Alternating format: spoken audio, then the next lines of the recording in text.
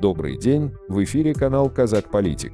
Перепись населения Казахстана из-за пандемии отсрочена на год. Она пройдет в октябре 2021 года, сообщила пресс-служба Министерства нацэкономики. Согласно постановлению правительства Республики Казахстан от 19 июня 2019 года номер 419 о проведении национальной переписи населения Республики Казахстан в 2020 году провести национальную перепись населения планировалось с 1 по 30 октября 2020 года.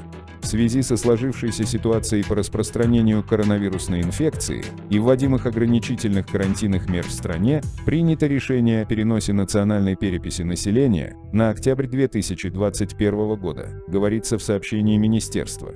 В пресс-службе отметили, что методы проведения национальной переписи населения остаются без изменений, то есть с 1 по 15 октября проводится интернет-опрос на специализированном сайте sanek.gov.kz, параллельно с 1 по 30 октября будет проходить сплошной опрос населения.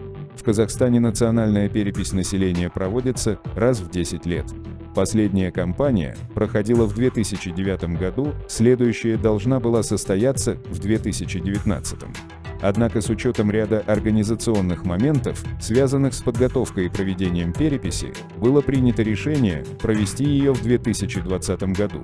На эти цели из бюджета планируется затратить 8,2 миллиарда тенге. К проведению переписи привлекут 32,5 тысячи человек. По итогам переписи 2009 года население Казахстана составило 16 миллионов 4 тысячи человек, увеличившись на 6,8% по сравнению с переписью 1999 года. В настоящее время население республики, согласно данным госстатистики, превышает 18,7 миллиона человек. Будете ли вы участвовать в переписи? Подписывайтесь на канал, ставьте лайки и делитесь этим умопомрачительным и невероятным шоком с друзьями. До новых встреч!